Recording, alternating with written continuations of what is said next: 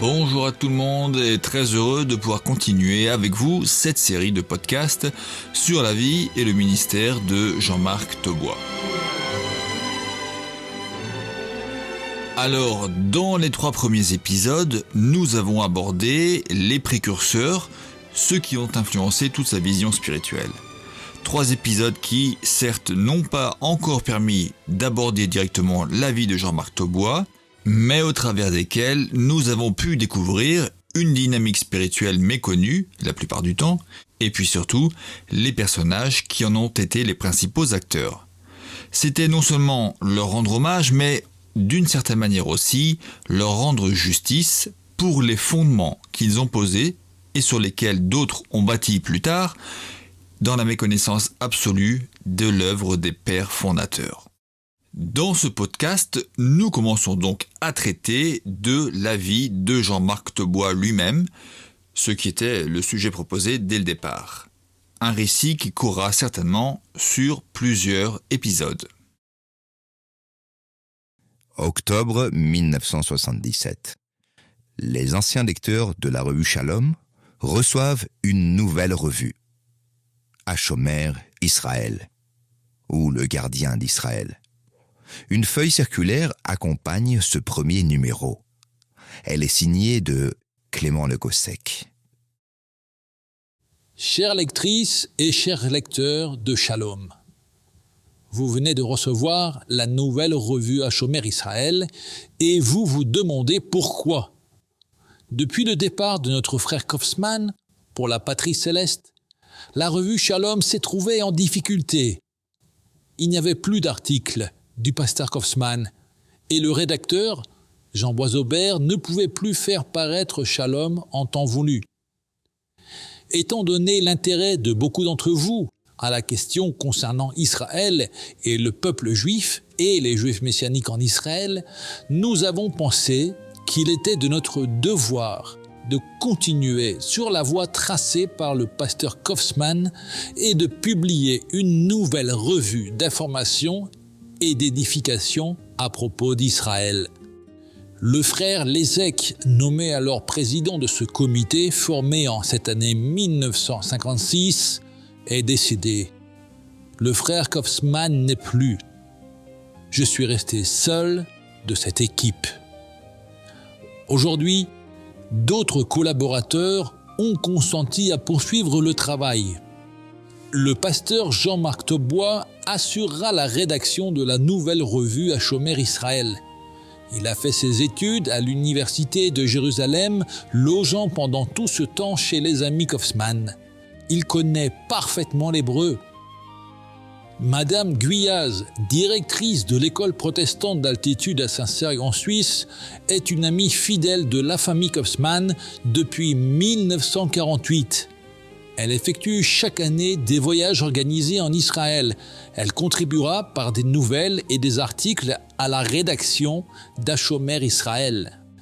Hashomer Israël signifie « celui qui garde Israël ». Dieu vous gardera aussi, vous qui aimez Israël. Ensemble donc, continuons à aider Israël. Nous ferons de notre mieux avec la revue et nous comptons sur vous pour demeurer notre fidèle lecteur et de généreux partenaires de l'œuvre messianique en Israël. Je vous salue bien fraternellement en notre Seigneur Yeshua HaMashiach, Jésus le Messie, pasteur Clément Le Gossec.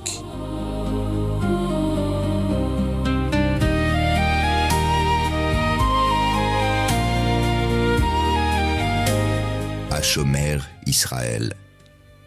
Cette revue, en format A5 pendant de longues années, et qui en 1985 prendra le nom de Keren Israël, restera certainement le cœur de l'œuvre de Jean-Marc Taubois et disparaîtra d'ailleurs avec lui. Mais commençons à raconter la vie de cet homme au ministère si singulier. Cet amoureux du pays d'Israël, grand spécialiste de son histoire, de sa tradition, de ses saintes écritures. Car pour bien comprendre cet étonnant personnage, il faut revenir en arrière. Non pas seulement dans sa vie, mais dans son histoire, celle de sa famille. C'est ainsi qu'il aimait d'ailleurs introduire lui-même le récit de son témoignage.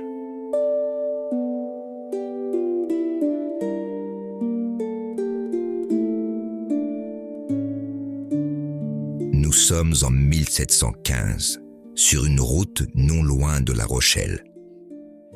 Pierre Sozo et Marie, sa femme, marchent dans la pénombre. À leur côté, serrés contre eux pour atténuer la peur qui les tenaille, leurs 2 enfants, qui portent le même prénom que leurs parents, marchent dans le plus profond silence et dans la plus grande discrétion. Car la famille Sozo est huguenote, originaire du Poitou. Pour la seconde fois, Pierre, le père, a décidé de fuir la France. Car son beau-père, le père de Marie, sa femme, a été arrêté il y a peu par les dragons du roi pour hérésie. Il était membre de la RPR, la religion prétendument réformée. Il a été envoyé aux galères, l'une des plus terribles condamnations pour un huguenot. La famille Sozo avait donc quelque temps auparavant tenté de rejoindre Amsterdam. Hélas, elle fut arrêtée à la frontière et, chose étonnante, elle n'avait pas été plus inquiétée. Ce soir-là, donc, Pierre voit au loin briller les lumières de La Rochelle. Papa, je suis fatiguée. J'ai mal aux pieds. Chut, pas de bruit. On arrive bientôt. Là-bas, il y a une auberge à l'entrée de la ville. On y sera en sécurité. Pierre, reste bien près de nous. Tu pourrais te perdre dans le noir.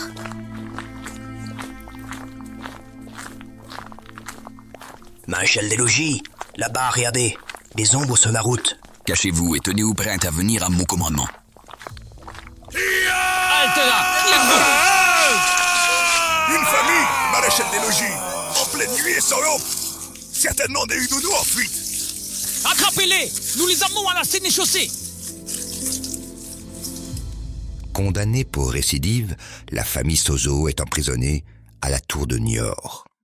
Pierre le père et Pierre le fils, alors âgés de 18 ans, sont un peu plus tard condamnés aux galères perpétuelles, tandis que les 2 maris, mère et fille, sont enfermés à vie dans un couvent de la région de Poitiers. Nous sommes en 1715. Le roi Louis XIV vient de mourir. C'est la fin de l'usage des galères et de l'âge sombre des galériens. De plus, les lois s'assouplissent. Le jeune Pierre Sozo sera alors libéré à cause de son jeune âge. Le fils, mais pas le père, qui à l'âge de 45 ans, accomplira quant à lui environ 4 ans de galère parmi les derniers galériens.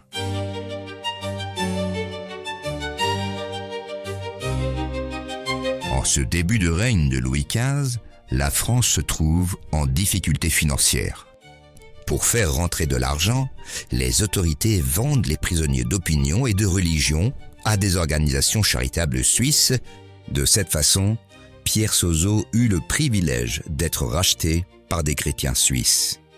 On ignore en revanche si sa femme, sa fille et son fils purent le rejoindre là-bas à Genève. J'ai le sentiment d'être privilégié par le fait que j'ai eu cette grande lignée de témoins dans ma famille.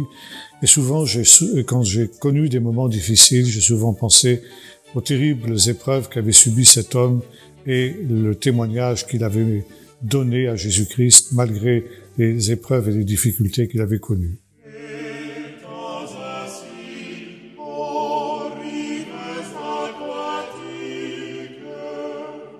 Cette longue lignée de témoins, c'est la famille Aumonier dont descendait Marie, femme de Pierre Sozo. On retrouve des aumôniers dans les registres paroissiaux de l'église réformée de Saint-Mexan, la 2e église à avoir été créée en 1559, 2 ans après celle de Poitiers par Calvin.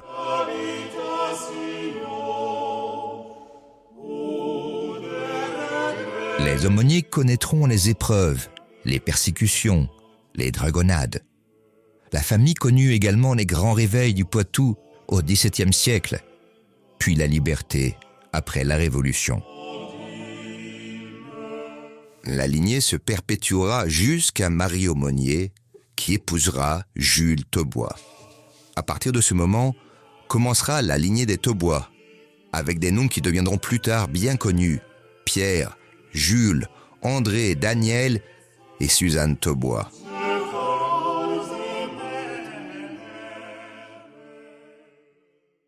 C'est donc à Niort que naît le 6 juin 1944 le petit Jean-Marc Thaubois, fils de l'aîné des frères, Pierre Thaubois. Pierre termine ses études de médecine à l'hôpital. À l'issue de celle-ci, il rachète la clientèle d'un vieux médecin protestant dans le petit bourg de Couévérac, à 35 km de Poitiers. Couévérac est à la limite des régions protestantes et catholiques du Poitou. C'est donc au temple réformé du village que le jeune Jean-Marc Thaubois apprend les rudiments de la foi dans le magnifique temple lambrissé.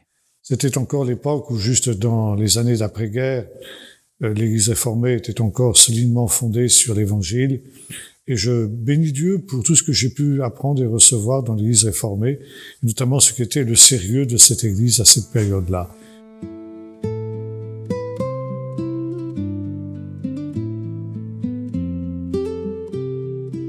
C'est à cette époque que lui vient un désir, comme un rêve d'enfant. Quand je serai grand, je serai pasteur. L'un de ses jeux préférés était de disposer des chaises en rang, comme dans une église, pour y mettre ses sœurs et des poupées, et puis de chanter des cantiques et de faire le culte. Les années douces de l'enfance se passèrent pour le jeune Jean-Marc entre ses deux sœurs cadettes, Hélène et Lucille, dans la douceur du Poitou, les canaux du marais Poitevin, les vacances à Saint-Georges de Didonne près de Royan et sa vaste plage, et la maison bourgeoise que ses parents achetèrent toujours à Couévérac et qui fut pour lui un paradis. Cette enfance heureuse fut également marquée par la présence à la maison des grands-parents maternels et surtout de la figure du grand-père de lait. Si du côté Thaubois, la famille était engagée dans l'église réformée, en revanche, les parents maternels, les Delay, étaient issus des églises baptistes du nord de la France, dans lesquelles le grand-père avait eu des responsabilités. Ayant fui vers le Poitou au début de la guerre, c'est là que Agnès, leur fille, rencontrera le jeune étudiant en médecine, Pierre Thaubois, et qu'ils se marieront.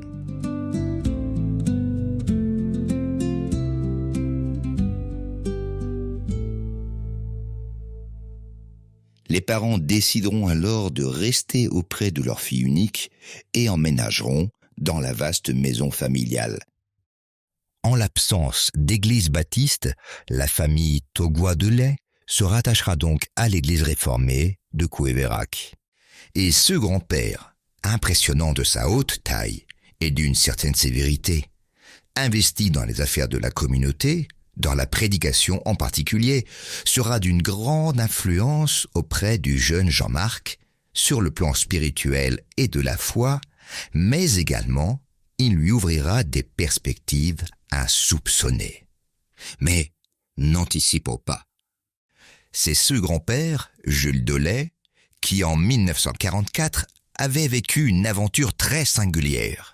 Une aventure qu'il racontera plus tard à son petit-fils, qui non seulement en restera profondément marqué, mais une aventure qui fut en réalité à l'origine de son intérêt futur pour le peuple juif.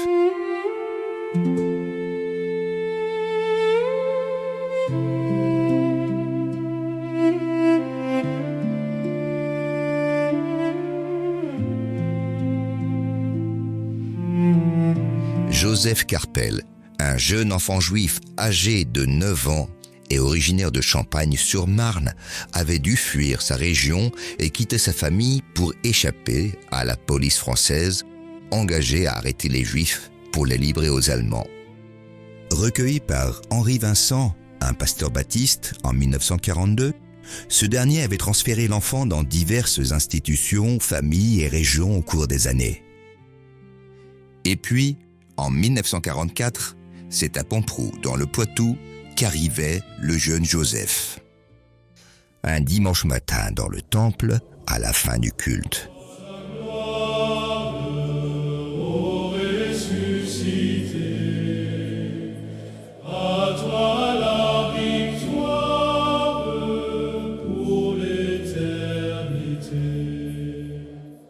Avant de nous séparer, quelques annonces.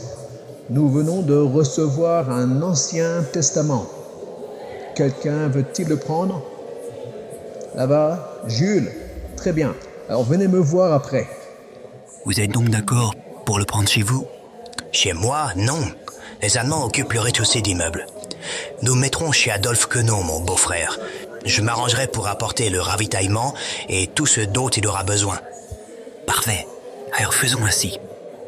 Pendant plusieurs mois, Jules supervisera le ravitaillement et la protection du jeune Joseph. La guerre finie, les deux beaux-frères ramèneront l'enfant caché à ses parents. Jean-Marc Taubois, qui fut fortement marqué par ce témoignage du grand-père, n'eut de cesse, sa vie durant, que de tenter de retrouver ce Joseph dont il avait perdu le patronyme. Il laissa même à Yad Vashem, dans l'un des livres d'or, un message comme une bouteille à la mer pour retrouver l'ancien enfant caché.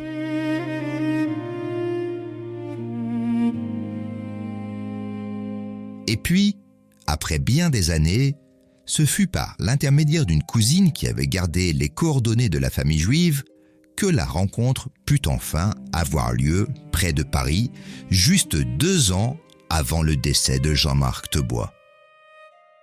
Une rencontre bouleversante, comme une quête enfin achevée après presque toute une vie de recherche.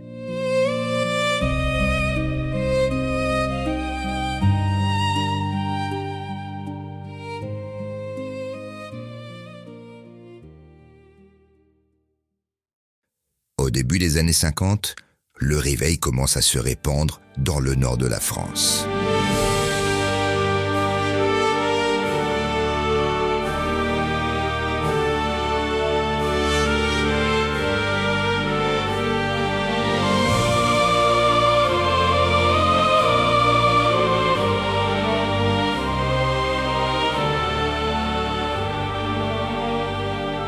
Les malades étaient guéris.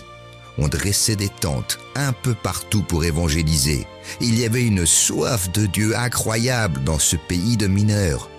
C'était une région très difficile, avec l'industrie lourde, la métallurgie, les coups de grisou. Un réveil marqué par la stature de grands hommes de Dieu tels Douglas Scott, Pierre Nicole ou encore Arthur Marais. Jules et André, les oncles, étaient devenus pasteurs dans les églises baptistes. Jules avait pour sa part repris l'église de Denain. Le jeune Jean-Marc, dans la dizaine, accompagnait régulièrement le grand-père de lait qui revenait au pays pour affaires, mais aussi pour l'œuvre de Dieu. Je revois encore mon oncle prêcher sur l'Antichrist, et en tant que jeune garçon, cela m'a profondément marqué. Je me souviens aussi d'avoir assisté à 52 baptêmes dans la même journée.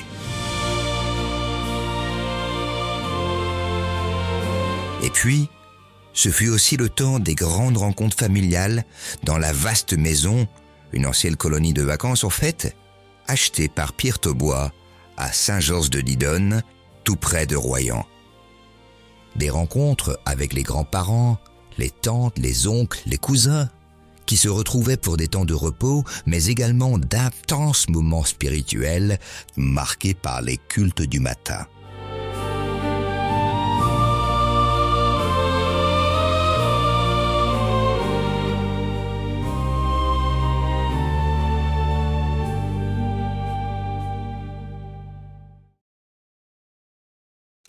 En 1955, Jean-Marc doit quitter sa tranquille école communale pour le lycée de Poitiers. 3 ans plus tard, une annexe de l'église baptiste ouvrait à Poitiers, tout au fond d'une impasse. Les locaux étaient vétustes et mal entretenus. J'ai très vite eu le désir, parce que je cherchais Dieu de tout mon cœur, de prendre contact avec cette petite église baptiste. Alors, c'était vraiment les temps héroïques où le petit local qui servait de lieu de rencontre à cette implantation nouvelle de l'église baptiste se trouve au fond d'une impasse. C'était un ancien local qui appartenait à un marchand de fruits et primeurs, et il était situé au fond d'une arrière-cour. Il fallait longer une colonne de cageots qui risquait de vous tomber sur la tête si vous ne faisiez pas attention, surtout la nuit quand il faisait sombre, pour les réunions du soir. Et on arrivait dans cette arrière-boutique qui était assez lugubre, il faut le dire.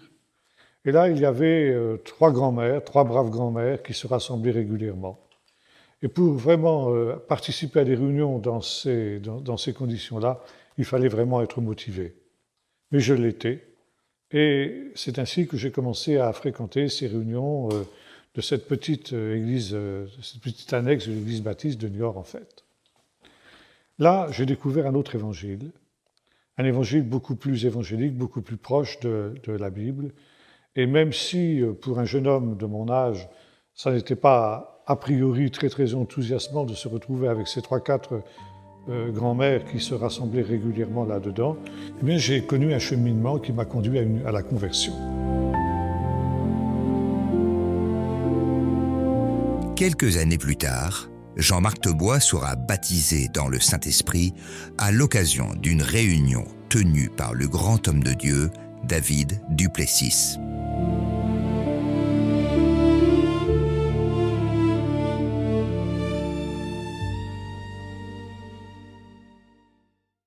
Et puis, en 1961, il survient 2 événements décisifs dans la vie de Jean-Marc Thebois.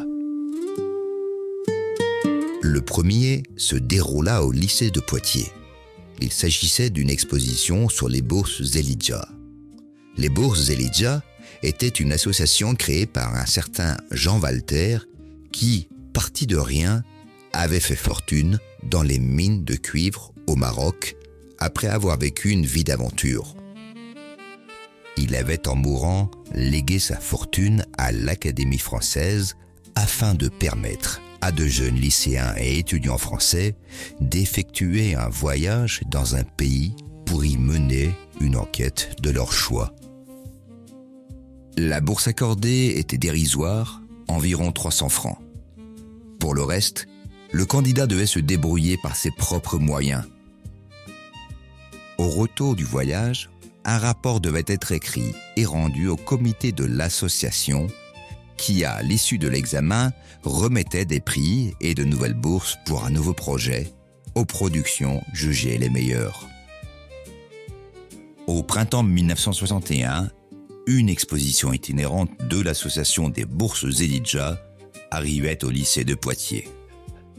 Alors j'ai décidé de tenter ma chance dans ce concours des bourses Elijah. Et j'ai présenté un projet sur l'immigration en Israël. L'immigration, pourquoi l'immigration? Parce que pour moi, c'était l'accomplissement des prophéties. C'est à la même période que survint le deuxième événement qui allait être tout aussi décisif dans la vie du jeune Jean-Marc Thebois. Le grand-père Delay découvrait dans la revue Vie et Lumière que le pasteur Clément Locossec organisait pour le mois de mai un voyage dans les pays bibliques, le Liban, la Syrie, la Jordanie et enfin, le but du voyage, Israël. L'expérience vécue avec le jeune Joseph Carrel pendant la guerre avait éveillé en lui l'intérêt pour la question d'Israël. Jules Delay s'inscrivit donc au voyage.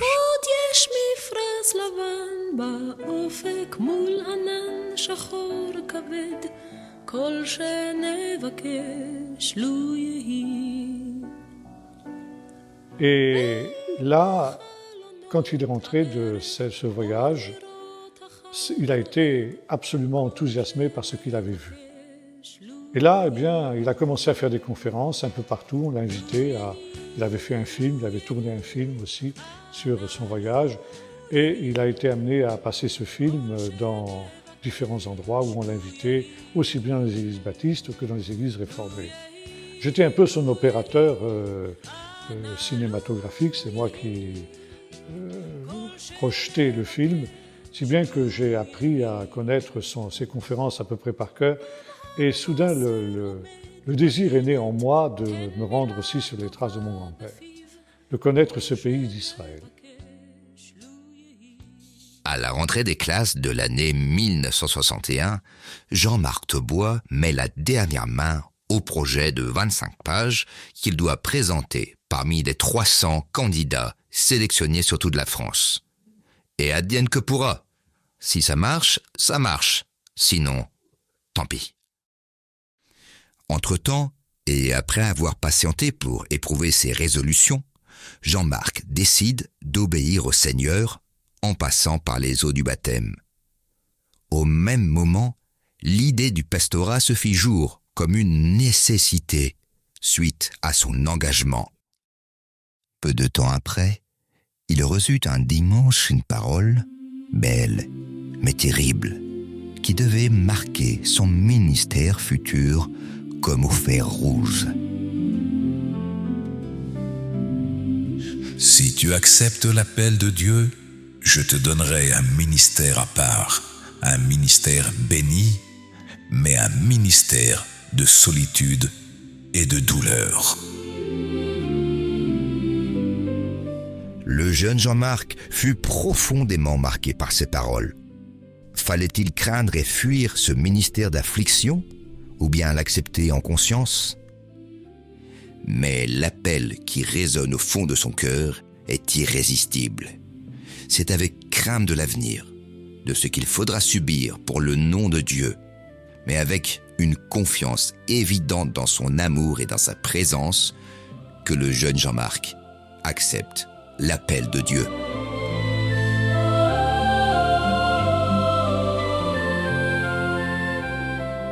Oh Jésus, je t'aime, je te sais à moi. Oh quel charme extrême me retient à toi. Les plaisirs du monde ne m'attirent plus. Ton amour m'inonde. Je t'aime, ô Jésus. Et puis, au début du mois de mai 1962, arrivait chez les Taubois une lettre de la fondation des Bourses Elijah annonçant que Jean-Marc était l'un des 300 heureux élus. L'aventure pourrait commencer. Il fallait désormais préparer le séjour et particulièrement planifier le voyage. Jean-Marc écrivit à de multiples compagnies maritimes, à l'office de tourisme, à la compagnie aérienne El Al. Toutes les réponses furent négatives. Il proposa même à des compagnies pétrolières de le prendre comme mousse à bord, mais sans résultat. La publication de son interview dans un journal local allait peut-être être de nature à l'aider. Il en envoya un exemplaire à une compagnie maritime grecque dont il venait de découvrir une annonce publicitaire. Et la réponse arriva. C'est d'accord ? Vous voyagerez en classe cabine gratuitement et sans aucune exigence. Ça alors, c'était inespéré. Jamais il ne l'aurait imaginé. Seulement, le bateau partait de Venise. Ah, tant pis, je ferai du stop jusqu'à là-bas. L'année scolaire touchait à sa fin. L'année du bac. Décrochée d'ailleurs avec mention assez bien. Peu de temps avant, Jean-Marc écrivit à la compagnie grecque. Il fallait d'urgence qu'elle lui envoie le billet. Et puis, au même moment, arrivait à la maison une lettre anonyme contenant un billet aller-retour Paris-Venise et Venise-Paris en avion. Décidément. La grande spirale qui allait emporter le jeune Jean-Marc vers une nouvelle dimension de sa vie se mettait en branle. Mais à 2 jours du départ, toujours aucune réponse de la compagnie maritime. Elle arriva enfin au matin même du départ. Désormais, plus rien n'empêchait Jean-Marc de s'élancer vers la grande aventure de sa vie.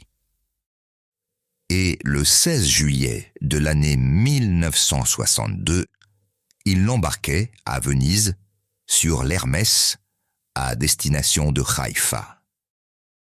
La rencontre qui allait bouleverser sa vie était désormais juste devant lui. Une rencontre comme un rendez-vous avec un pays et son peuple, qui allait faire basculer sa lecture de la Bible, son approche de l'œuvre de Dieu dans l'histoire des hommes. Va, Jean-Marc, du haut de tes 18 ans, lance-toi dans l'aventure, car le jeune homme qui part ne sera plus celui qui reviendra.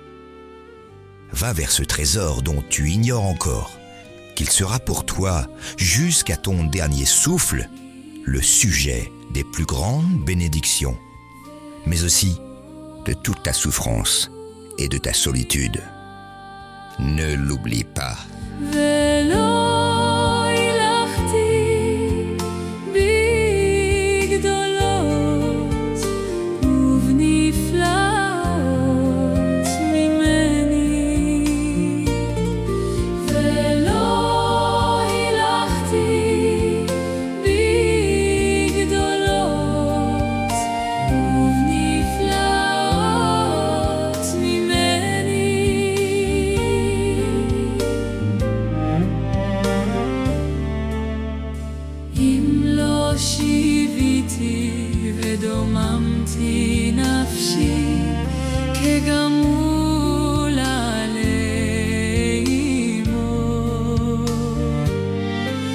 que